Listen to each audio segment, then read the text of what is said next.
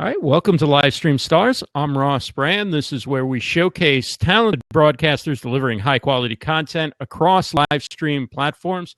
And Livestream Stars is brought to you by Livestream Universe, livestreamuniverse.com. And I would like to welcome Mark Babbit, somebody I've known for quite a while in the social media space and in real life, although I think Mark would probably consider social media as part of the real life. Damn straight. Yes, we definitely interacted in person as well as through Twitter and other social media forums. Mark is the CEO of YouTern. He's the president at Switch and Shift, and he'll be hosting YouTern Pro tonight at 9 p.m. Eastern. He hosts it every Monday night. Great Twitter chat where you can bring any career questions you don't get to ask here tonight. Definitely stop over to YouTern Pro, one of the best career chats going anywhere on social media and definitely on Twitter. And Mark is also the author of A World Gone Social.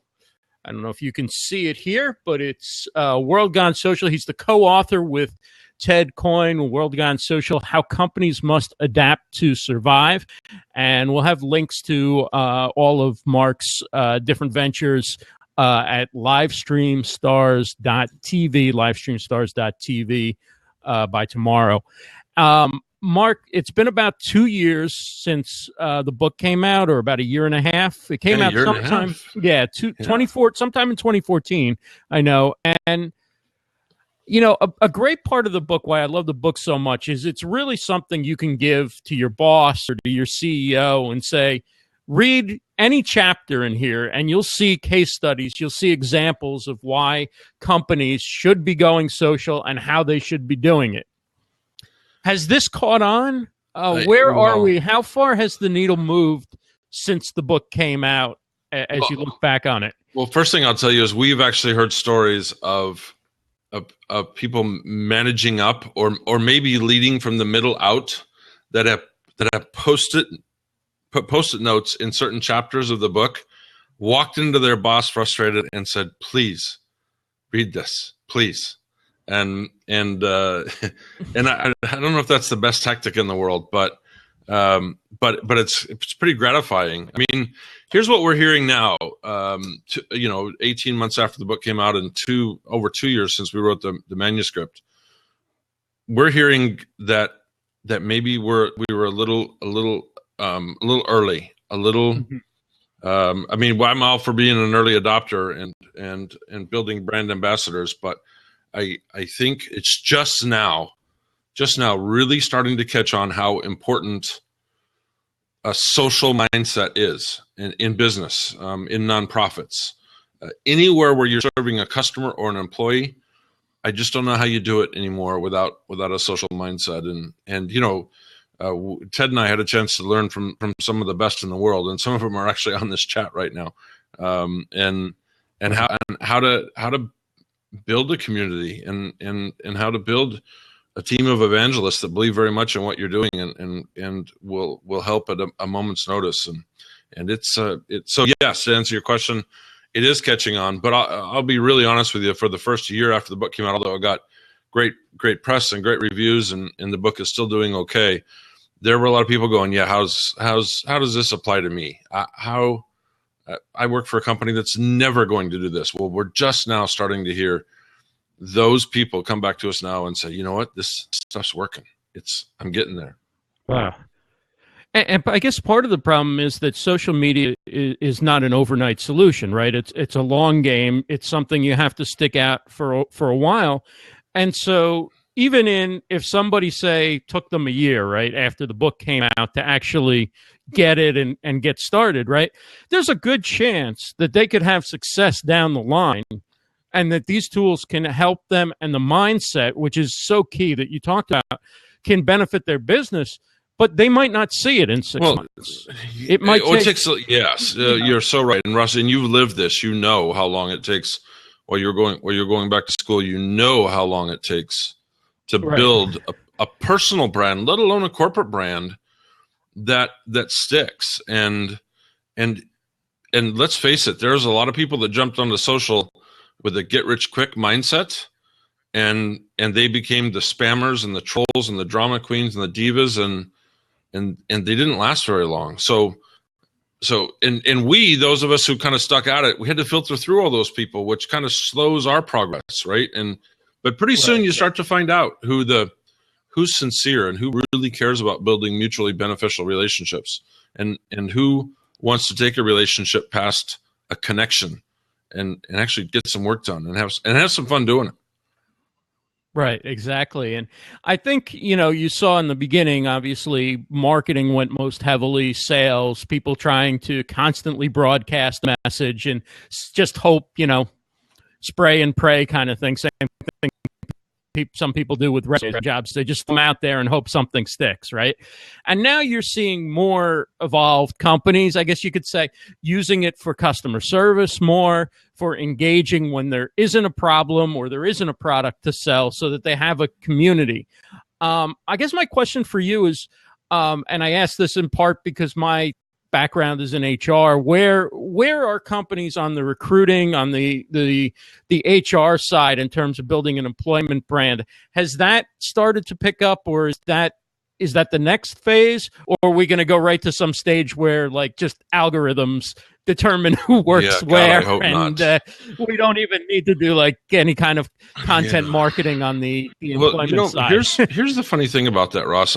First of all, I might argue that sales and marketing were probably the second to this party. I think actually HR was first.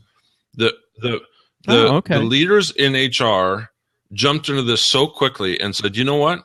Here's an opportunity to work around the ATS. Here's an opportunity to work around a broken hiring system, and an opportunity to stop counting on resumes, which have always sucked. There's never been any direct correlation between a good resume and a good employee ever, and this was a chance to be human again, and to put human back into human resources and build relationships and connect people that might have mutual interest in working together. So I think HR was actually probably the early adopters, and that doesn't mean they did it right, by the way. But then sales came along, and most of them, frankly, most of them did that wrong. They saw social media as a chance to talk, to broadcast, to spam, to throw their message out there instead of through a TV commercial or a radio ad or a display ad or whatever.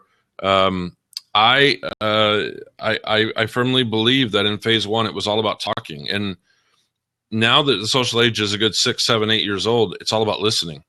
And I think the people that are really getting this, that really understand the power of social, know that it's active listening that gets us where we want to go, not talking, not just no offense to blab here, not blabbing, but turning your ears on and adding to the conversation, not just being an echo chamber, not just saying, hey, great post, Mark, but actually adding to the conversation and taking the concept to a whole nother level. So I think that's what's exciting about what's happening now.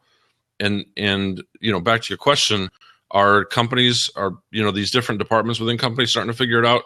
I think the best companies in the world are using social now, especially live streaming and mobile, to connect human to human with their potential customers or with their customers. And I think those are the people doing it really well.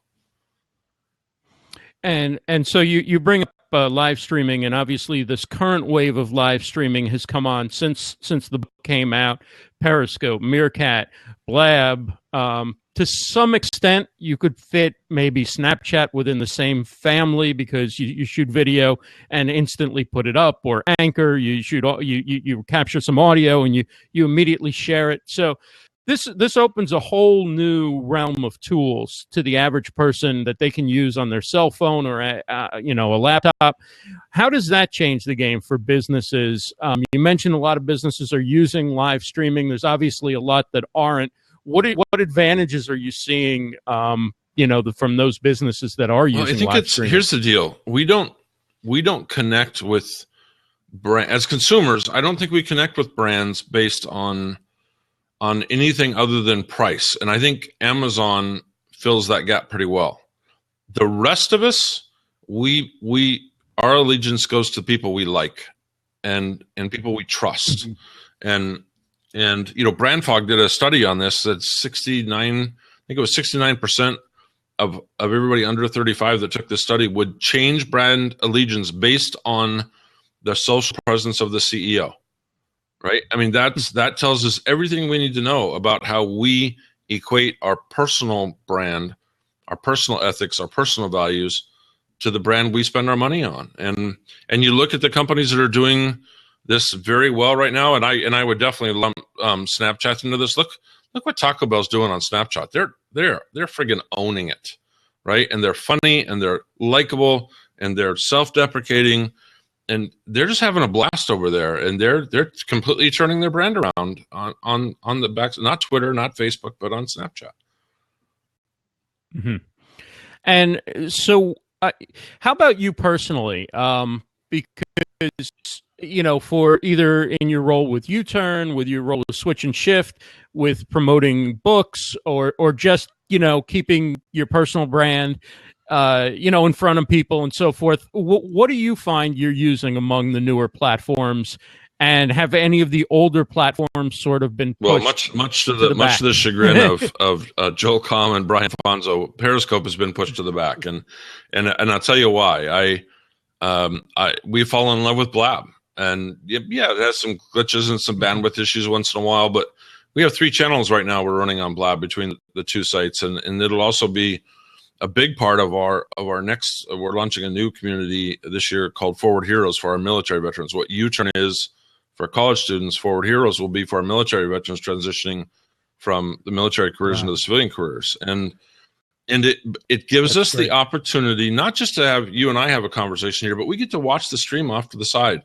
And with one more window open, we can watch what's happening on Twitter as we do this. And it becomes community involvement. It isn't just broadcasting. It isn't just us, you and me talking to each other and developing perpetual content. It's a community joining a conversation, and so that's why we have Amy McCloskey Tobin runs these for us, but she has Breaking Glass that talks about women's issues as they enter their careers for YouTern. We have the Answer Zone, which allows us to get on like you and I are and just bring people in and say, what's on your mind? What's your barrier to success right now in your career? And it's like we're all sitting around having a beer and having a great conversation. And so it's just a fun way to communicate. Yeah, you really get to know people in a way that you don't via Twitter or via other, text-based social media platforms, because there's just something about seeing the person and hearing their voice and hearing them laugh and hearing how they respond to questions in real time, which is something definitely for companies looking for talent. Anybody can look good if they polish a resume enough over the years, right? And rewrite it and have somebody else rewrite it and so forth. But you really can't fake your knowledge when you don't know what the questions are going to be or where the discussion is going to go. You just hit on a very important point. Anybody can help write a blog. Anybody can help write a resume. Anybody who has a good editor can look good on paper. But you get them on the screen, you get them a one-on-one conversation, a job interview, a press interview, anything, and you see how they react. You see how sincere they are, and it's an amazing difference. It puts you in the driver's seat of relationship building instantaneously, where before we had to 5 or 6 emails back and forth on LinkedIn, and then we'd finally switch over to email, and then we'd finally arrange a Skype call saying, no, pick up Blab, and boom, done now. And it's amazing. So Audra Knight asks a great question. How do you inspire CEOs to use a platform they don't understand or see the ROI? Boy, what a great question. And Audra, without a doubt, our biggest obstacle is old white guy disease. And I mean that gender specific. A lot of times when I say guys, I mean all of us. But this is an epidemic. We have so many 50, 55-year-old and up leaders who have no interest in this new dynamic. You know why? Because they have no interest in building relationships. They want to be driven to work, drive up to the 67th floor, take the elevator up their corner office, and they just want to sit there and make decisions. They don't want to talk to anybody. They don't want to engage with anybody. They just want to run their business like they learned at business school and like their dad did or their mom did, and they have no interest in communicating. And so that's the problem there. And I'll tell you, we are not seeing the same issue with many female CEOs. They just seem to be more social by nature. They seem to get it. And you get down into the 35, 40 somethings, the Gen Xers and the early millennials, throw them in a leadership position, and they can't even imagine leading without these tools, without being vulnerable, without throwing their own brand out there and saying, here's what I stand for. And I need your help amplifying this. This is our mission. This is what we're working on, and we're all in this together, and let's make shit happen. And old school leaders just haven't quite figured that out yet. You ready to try something new, Mark? I sought out some questions on Anchor, and I'm going to try and play the Anchor into my microphone and see how that works. So if you let me know if you can hear the questions, because I think if we can, it's better if people can ask them directly in their own voice. Hi, Ross. This is Cindy Millett. Thank you so much for tagging me. I hope to watch you on Blab tomorrow night at 7. If not, I'll watch the replay. My question would be, how much automation do you use for your content? I'm not a big proponent on automated DMs at all, and I see some use for automation, but not a whole lot. I'm just wondering, is there a percentage, or what's the proper use? Thank you. Bye-bye. Okay, so first of all, that worked like a champ, and I loved it. That was really cool. Great.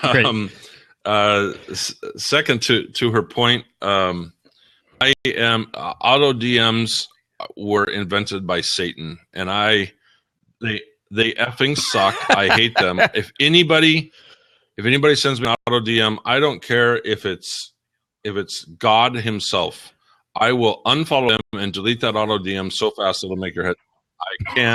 I just can't stand it. So now that doesn't mean that does not mean that there isn't a place for automation on social media, but use automation to schedule your promotion of your value added content, right? You're not going to sit there, or you're not going to have a creative sit there and watch the board all the time, right? Schedule 4 or 5 tweets out that says, hey, here's our new post. Sure hope you can take a read, right? So there is a place for automation. But auto response, no, social allows us to be more human. Auto response takes that freedom, takes that power away from us. And I just can't stand it. And I think, by the way, and we talk about this in the book, and we certainly talk about it when we speak. We give examples of Bank of America, United Airlines using automated response tweets to handle serious issues, like a family stuck in the airport in Chicago, and so they tweet United and say, "Hey, United, I got to get my family home, and we've been here 2 days. Can you help?" And the auto response, like 6 different auto responses, come back and, well, tell us more about your problem. How can we help you? Right? But it was never a human being. Right. Here's a desperate father trying to get his kids off the floor of O'Hare Airport, where they've been sleeping for 2 nights, and all you get is an auto response. That's worse than not responding at all. And again, I think it was very common in phase 1 of social media. I think we're finally learning how completely inappropriate that is. So autoresponders should not be used, but auto scheduling is a different scheduling, where you say load up in Buffer or Hootsuite or another app like that is a different story, because that can actually free your time up, right? To spend more time engaging with people, where you're only sharing links or pre-written content anyway, so there's no loss in doing it. But to ever respond to a customer with, we'll get to your problem, or tell me more about it, or whatever, like, you think you're buying time, is just, it's terrible. That's brutal. I mean, really. But here's what's cool about this is, we began probably 15 years ago trying to automate customer service with chat lines and scripts and and getting 300 people in a room and just saying copy and paste, just copy and paste, just copy and paste, right? And we took the human element, the emotional element, completely out of it. We made it more efficient for the companies to put more calls through per hour, but none of that helped us serve our customers better. Not one effing thing was about the customer. It was all about being more efficient as a company. And we're finally seeing the end of that. We're finally saying, look at what the Container Store doing. The Container Store, their customer service philosophy for all of their associates is basically, you fix the problem, we got your back. Now, we might talk later about how we might have done it differently or something, but whatever's happening at this moment, you are at full power. Just fix it and do whatever it takes, right? And that's amazing. There are companies that I've encountered that aren't even interested in solving the problem. They're like, keep the person on the phone and try and upsell them to something else. Well, it's like you got to solve the problem first. Then you can figure out, that's the problem with the next level of auto messaging is it seems to always be about the upsell. It's like getting that email from HubSpot or Infusionsoft that is the sixth email in their sales chain. It has nothing to do with building a relationship or being human. It's just a sales process, and I don't respond well to that at all, and I don't want to be part of a company that works that way. So even scheduled tweets, scheduled posts, through Buffer or whatever, let's keep it to a minimum. I mean, I know people that are shooting out 80, 90, 100 tweets a day promoting their own stuff, and they never promote anything from anybody else, and they never actually talk to people, right, or engage with people. And that, that's just as bad as auto DMing. Right. Well, that was a pretty good first question from Anchor. That was Cindy Millett. Cindy. Sure. Want to take another one? This is Justin Finkelstein. This is Justin. I'm curious what Mark thinks about or how Anchor is going to fit into the social platform and how businesses are going to operate on Anchor. So love any feedback on that.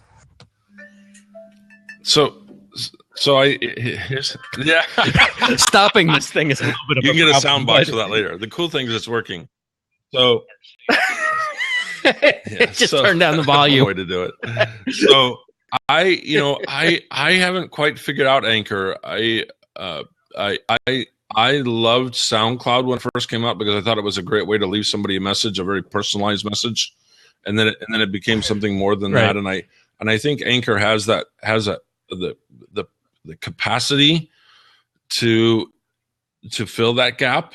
I don't know yet how it fits into a business model. That's my problem. I think it's very cool technology, but let's face it, a lot of cool technology has sat on the shelf for a long time until we find a practical use for it. Right. Now, what you did on the other day on introducing this chat on Anchor, it was well done. It was eloquent. It was articulate, and it spoke well for you and your brand and this chat. And I love that. But I don't know how many people are going to take the time to do that, honestly.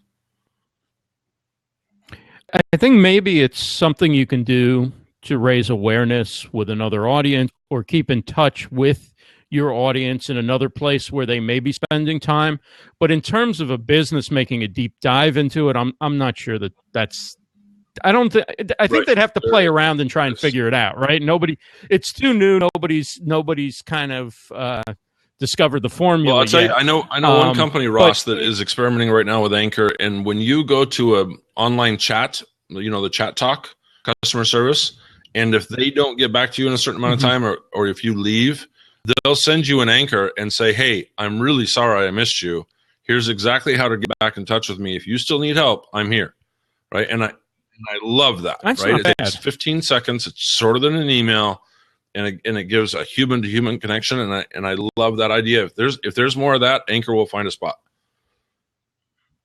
And what I like is because Anchor is public, right? You're really showing all your customers, not just that one, that you care and that you're busy addressing problems. Right. It's not that I'm just doing my job. It's that I'm doing my job well, and I'm really trying to connect with you on a human to human level. Let's get this fixed. Right. Kristen Cardos mentions that, her challenge with Anchor, and I think it's one a lot of people are having, is that you could really get addicted, right? You could stay there on all day, you check it.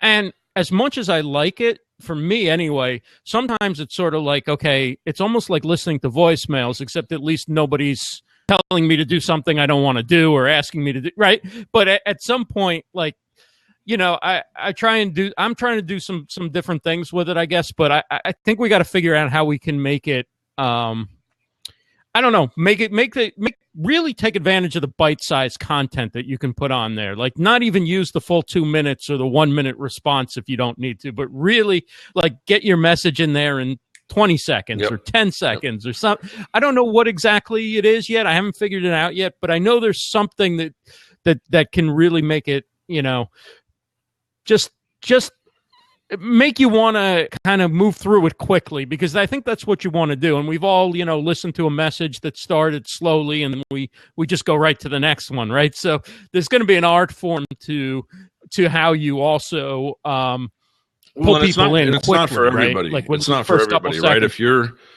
kind of grouchy in real life and then you get grouchy on Anchor, this is not going to work for you, right? So it has to, and let's face it, the biggest, they're gonna have to go past the OS model. They're gonna have to go past Apple to make it enterprise level compatible, and so they got some work to do. But I love the concept. I'm going to do one more question, Jeff Dagley, who's on listening right now, and this is right in your wheelhouse. This deals with. Well, I'll let Jeff introduce it. Hi, Ross. It's Jeff. Thanks for the opportunity to ask Mark a question. I work in higher education, career services, and I know that there's a lot out there about getting people who are entering the workforce to learn about how they can present themselves online and through. Oh, we lost him, Jeff. Jeff, and you're here. Yes, your voice is really that high, but all of our voices are when we're hearing ourselves. Jeff, ask the back end of your question in the chat if you want, and I'll answer it. Oh, here he comes. He's coming back.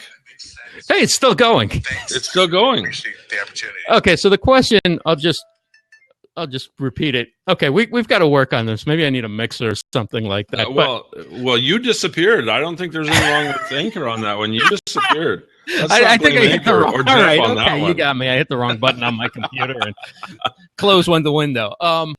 So the question deals with career services, and to what extent you think career services people should start to become familiar with, utilize these tools, and then learn how to teach, instead of looking at it as something outside the traditional job search realm and not necessarily part of their area.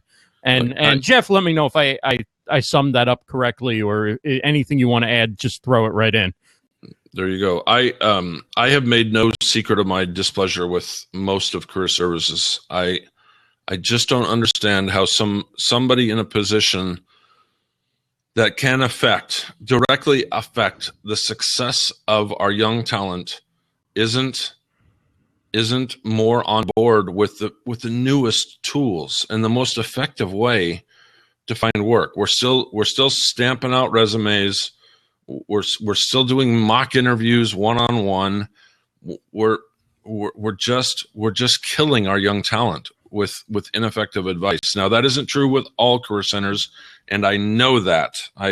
We work with some of the best, right? And you look at the amazing work they're doing, and then you compare it to some of the biggest and oldest and most entrenched dinosaur schools, and it's so frustrating to see the lack of awareness about how important this is. And sending our young talent to job boards instead of talking to them about the importance of mentorship and relationship building personal branding, it's a crime, and it's frustrating.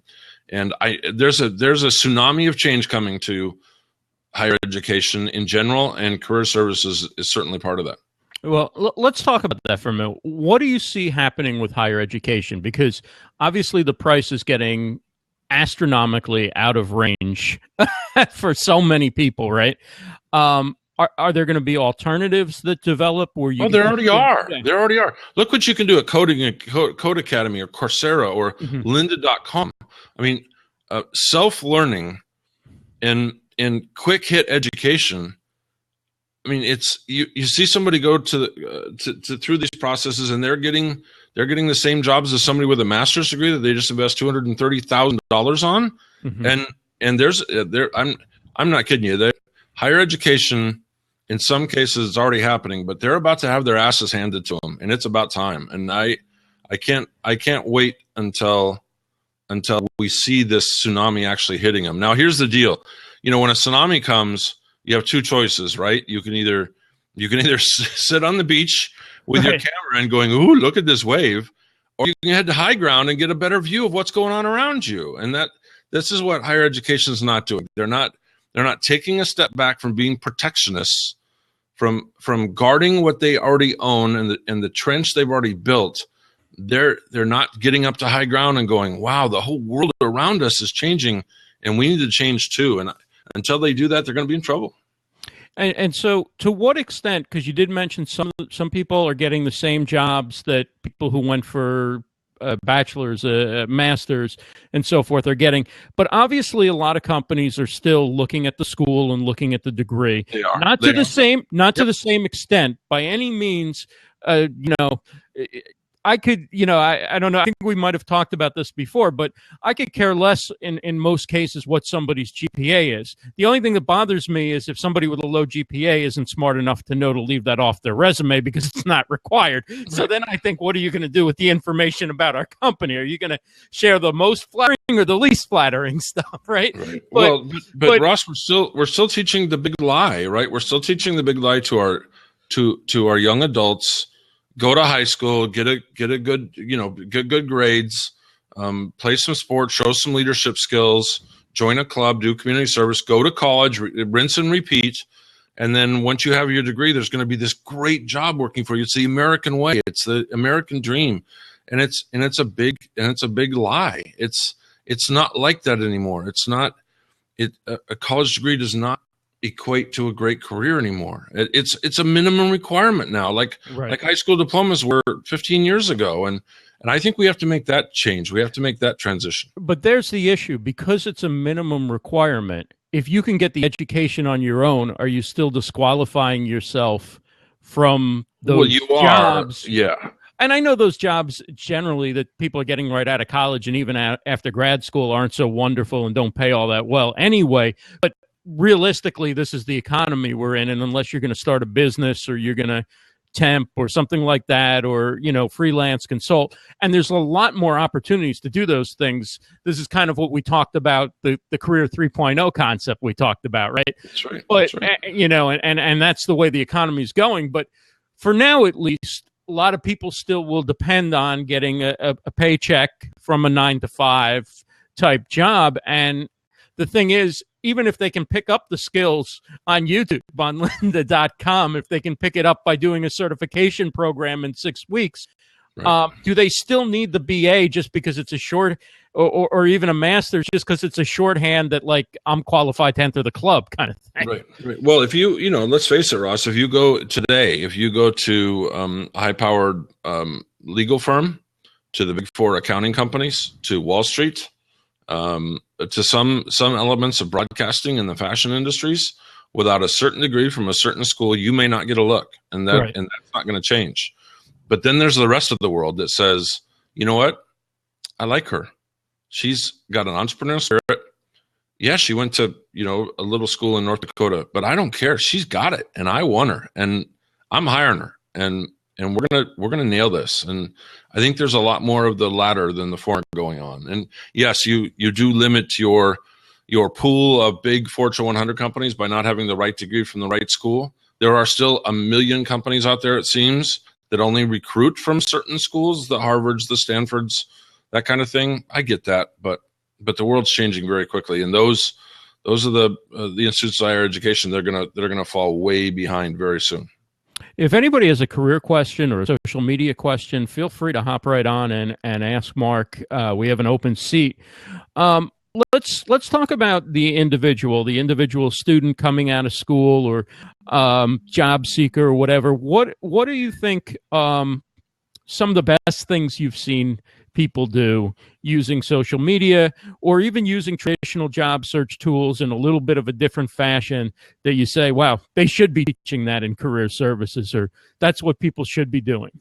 Well, I tell you what, we've made this transition now, and the people that understand their real value proposition, not what they're taught by career services, not what they're taught in school, not what their parents tell them to say. And I say that, keep in mind, I blame helicopter parents for almost every ailment in the world, but actually know what their value is. We at YouTern, we ask two questions. We say, first question, what are you really, really good at? Second question, who will pay you to do that?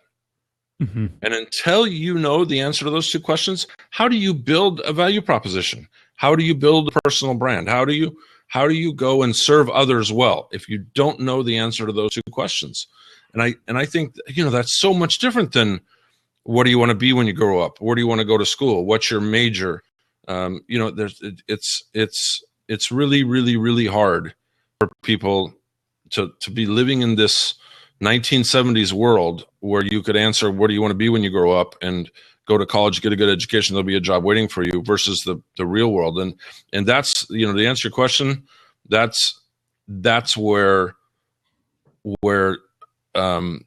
people are excelling now. They're talking to people like Don Rasmussen, Hannah Morgan, Ryan Roten. They're actually working with people, Donna Svei. They're working with people who actually know what it takes to build that value proposition and sell it to the right listener. And those are the people that are doing really well right now. It's not the people doing the mock interviews. It's not the people with team player, hard worker, detail-oriented, proficient Microsoft Word.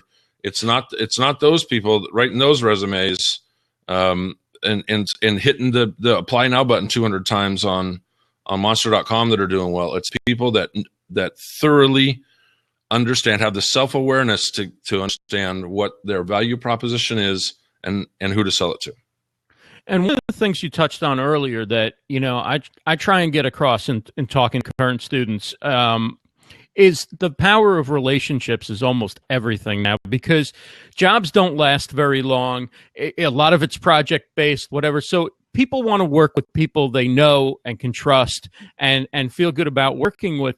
So I get a lot of questions from people about like networking tactics, essentially, like how do I become a better networker, whatever. And they're looking for like a quick fix, like, oh, I'm going to go to an event, hand out business cards. And I'm always trying to tell them, like, why don't you start by making friends with the people in your class, right? Why don't you make friends with people that have the similar interests that you're in an organization with or whatever? Just don't even start talking business. Just get to know them. You've got time. Just get to know them, because when an opportunity comes up, right, it's a heck of a lot easier to call a friend who works at a place and say, hey, can you pass my resume along? Can you get me an introduction? How do I go about getting a job here? Than it is to call somebody that you got a business card from at a networking meeting and twice followed up with, boilerplate emails too. But that's sort of what career services is still teaching, right? They're focusing on the tactics and not the mindset, which is, be genuinely interested in something that the person sitting next to you in class is genuinely interested in, or somebody that you work with, and just talk to them like a normal person, and then you've got a friend. Well, but Ross, what you just explained was something we lost for about a decade. When online recruiting, when the big job boards came on, we lost the art of conversation. We lost the drive to build relationships. We lost the anchors that used to get us through the tough times. That's mentors. We stopped building relationships with mentors, right? All we had to do was hit that friggin' apply now button 200 times and show them our college degree, and and we were in, right? And that's what we set out to change with YouTern. No, we wanted to make experience matter. We wanted to make skills matter, both technical and soft skills. We wanted to make relationships matter. That was the big thing for us is who knows what you know, who will stick their neck out, who believes in you so much they will refer you to their current employer. And that's a big leap. Nobody's going to do that with a contact on Twitter or a casual friend on Facebook. You have to take the time to build a relationship and earn that enthusiastic referral. And that's what's missing is we've lost that art, but we're getting it back. Look at the communication that's happening right now in the live chat on this blab, right? It's just amazing. It's people are finally starting to figure out how important those relationships are. And by the way, not just any relationship, but the productive relationships. We're starting to eliminate the trolls and the drama queens and the divas and the takers and the fakers and the assholes. We're starting to get rid of those people. We're starting to filter them out, and we're starting to hang out with the people that get it. And that's gonna help everybody. Another question that I hear a lot and is, when it comes to social tools, well, I only going to have a few followers on Twitter, so what's the point? Or, if I do a blog, what if we all started there? Yeah, we all started there. What if I host a blab and only 5 people show up? But that's, nobody's getting thousands of people on their blabs. If you want that, go somewhere, go to another platform. Yeah. But what I try and tell people is there's the value of doing it because you then have hang on, there's got a new format for letting people into the seats. But I was going to say that and I'll get you 1 second, Chuck. There's a new way of doing things, and people aren't seeing that. And but Ross, what you're describing is our lack of our unwillingness to be vulnerable and to stick our necks out there and to say something meaningful, knowing maybe everybody won't agree with us, and yes, there are going to be the trolls out there, and we have to be a little patient with this. I mean, Seth Godin started with 0 followers, just like the rest of us did, right? You have to give your brand time to develop, and you have to be willing to sit back once in a while and go, what's working? What's not working, right? And pivot and revise. So, and I think there's 2 big things too, right? One is if nobody's watching or nobody's reading, that's fine. Develop the skill set before you have the big audience when it may matter more. But number 2 is you can repurpose anything you do. So even if people don't come to your blab or don't read, the great blog post you write, a week later, you can share it on LinkedIn. You can share it, you can upload it to YouTube. There's 100 different ways. And plus, if you're applying for a job and somebody Googles you, it's still out there as part of your record of what you've done, and you can show what you've done. So people who don't want to do these things because they're worried about audience numbers are losing the point. You're not doing mass marketing for the average person who's looking for a job on these platforms anyway. You're putting some sort of proof out there that you can deliver on what you say you can on your LinkedIn profile, right? Whoa. there's the blab bandwidth issue. Nothing like a blab glitch. Yeah, wow. Did you guys not hear me? We hear you. We're just waiting for Ross to have a break. Yeah. Oh, okay. No, I was just going to see if you had a reaction to that. You cut out on us, Ross, so we didn't hear the last half of your comment. Sorry. Yeah, it was good. It was good. I'll play for you another time. So, Chuck, thanks for joining us. Do you have a question? Well, I love the topic. It's something that's near and dear to my heart. I came online about 10 years ago after having to, for health reasons, get out of my normal 7-day-a-week grind. And I was amazed how quickly a person can be accepted on the internet. Now we call it social media, by just being a person. And I did make a side comment here. I'm not a big follower. I mean, I don't believe in numbers. I believe in quality. And we have some pages on social media that have a small following, but huge conversions, okay? Meaning people want to come back and want to engage. We had a post last week on a page of only 2,000 likes. We had 166,000 reach and 44,000 people engaged. The reason was there was conversation between real people. Now, as an individual, I've used social media to my benefit, which I hope most people do, but that's not why I'm there. I'm there because I can help. And the one thing I do when someone wants to, whatever the words are, like, follow, whatever venue you're in, I make it a point to be able to speak to that person in person within 24, 36, 48 hours. I'm talking about talking, not email, not BS, and so on. Otherwise, if the interest is not there to talk to me, there's no reason for me to go any further. Because basically, what you're trying to do is, I'm not looking for employment, believe me, but I'm interested in relationships because that's what our businesses are built on.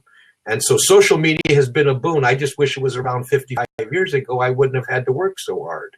I think we all feel that way. I mean, can you imagine somebody today telling me that they're having a difficult time growing a business? I can't believe that to be true. It's just almost impossible with the tools that are available. So Nathan's here, and he hasn't said a nice, quiet gentleman. I better shut up and let him jump in here. Yeah, thank you. You know, it's kind of interesting being here, because one of the things that I've learned about over the last while is blab and hangout etiquette, and just doing my best just to be quiet when it's necessary to be quiet, and just to it's a point of respect, really, to give people the space to say what they need to say, and try to keep my trap shut until it's time to actually say something. But I've been making a number of comments on the side, and I'm fairly new to blog. I've been on it maybe 4 months now, and I've met some incredibly wonderful people on here, and I've developed some really great friendships and relationships. And then one of the guys that I met on a Google Hangout on air, hopefully I'm going to be meeting him in real life in the next couple of weeks. But it's just been amazing, the quality of people I've been meeting, and I've been having so much fun just sitting in front of my laptop. And sometimes I forget to go out because I'm having so much fun on Blab and Hangouts, and it might sound a bit silly, but it's true. I mean, I never would have imagined. It is true. But no, you know it's true, Nathan. When your 8-year-old, here's your, because I work from home, and so I get to spend a lot of time with. I have 5 kids. The youngest is 8. I get spend a lot of time with them. And when Mom comes home from work, I hear him say, "Mom, quiet. Dad's on Blab with India." And it's like it's the most normal thing in the world, right? And we it's funny. Normal. It's for granted. Sorry, it's normal now. It's astonishing to me as to how much my life is transformed by doing this in the very short time that I've been on. And so the best advice Nathan, I got from, but go ahead. Nathan and Chuck, I want to ask you guys a question. Sorry for stumping on you. You were just talking about how important it is to give people respect, and I stumped on you. So why aren't more businesses? You see what it's doing for you guys, your personal brand. Please don't take this the wrong way. You guys aren't millennials. You're not digital natives. You see what it's doing. You see what it's doing for you. Why aren't more businesses adopting this process? Why aren't we becoming more social? You know, I was asked to speak in Ontario, California, Friday morning on this topic. And I looked across the audience and I saw people that I've known for the last 25 or 30 years. So you could say we were pretty much of the same experience mode and generation. And the biggest thing I heard is I don't have time. And I chided them very direct. These are people I knew. They weren't strangers. We've had business associations. And I say, guys, look, an hour a week, believe me, an hour a week. Now, this Blab thing could become addictive, as we know. An hour a week, 2 hours a week. And there wasn't a person out there, and I know their businesses, their sales, their profits. I said, we don't have that hour. Nobody I knew out there works 40 hours to begin with. I mean, 84, 90 hours, because we live our businesses. Most of us are small businessmen scattered throughout the United States. We are who we are. That's our business. That's our life. You know, our family knows that we're always there. And we have the time to do this. People say it's daunting. You know, if a septuagenarian can learn to do this, then anybody can, because I am not quick. I've never been a quick-minded person. I'm very dogged, you know what I'm trying to say. And so I think the excuse is we don't have time. But when I showed examples of a gentleman who, you know, I have a friend for 30 years who manufactures the finest horse tack in the United States in a little factory in Northern California, 4 employees, all made in the USA. He's been around for years. His Facebook page alone, just that page, generates $25,000 to $30,000 in new sales a month. And he never asks for it. Now, this isn't his only source of income. Do you understand? And it's funny. He was in his 50s. He's younger than I am. And he said, Chuck, I don't have time for this. Well, he found out that a couple of hours a week is a beautiful return on investment, for crying out loud, you know? And I think that's the excuse, is that I'm too high and mighty, or I don't have time. And the other thing, I think I mentioned this here, I've mentioned it on other blabs. My friends have learned the value as being business owners, CEOs of small to medium, you know, $20, $30 million corporations. They have their own personal cell phone now on social media. And it's amazing what's happened because of that. Oh, you know, it's not overt. It's not, you know, but they'll answer a post on social media and say, call me. You have a question? Call me. And you're talking to the owner. You're talking to the CEO. And it's been very, very, very, very fruitful. Now, they may relegate the answers down the line if it's a corporation that has that. But to talk to the owner of a business is very important. And social is that. It's communication. Media is nothing more than a platform to deliver the message. So I'm sorry, I'm done. Nathan? Actually, your answer is fine. Mine is going to be relatively short, simply because I'm not traveling in those circles. Most of what I do is online. I've worked as a technology writer for the last 18 years, and writing for magazines all over the world. So my audience would be the people who write back to me, which are very few, or the people that are in my industry. So I can't speak to other business people because I don't deal with them in that way. Makes sense. Yeah, I can't really answer the question. Yeah,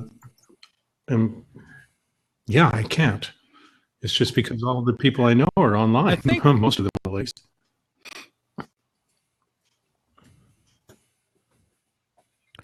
I think we give too much, perhaps too much credit to the millennial generation in terms of the ability to apply social tools to business. Because really, I think learning the social tools for a generation that already is experienced in business and in building relationships for business is easier than it is just because somebody grew up with social tools and has been texting and messaging friends and Snapchatting and everything else. Doesn't mean they understand. Just because they're a native to the technology doesn't mean they're a native to how to use those tools for business. And so there's a value that synergistically the generations can have working together, bringing one side's experience with the how to use the tools and the other side how to do the business and how to relate to people within a business context. I think there's a lot of room for collaboration. One of the things that's happened in my experience, like in terms of getting involved with the live streaming, a friend of mine who invited me, I think she's closer to 70 now. I'm not really sure. I don't know how old she is, but definitely older than me. And she's been running a Hangout on air for about 1.5 years, and I'm her oldest member on this particular Hangout. And most of the people who are on that Hangout on air are my age or older. We have very few younger members. And so I don't know about the whole millennial thing. I can't speak to it. I'm in a very tiny microcosm, if you will.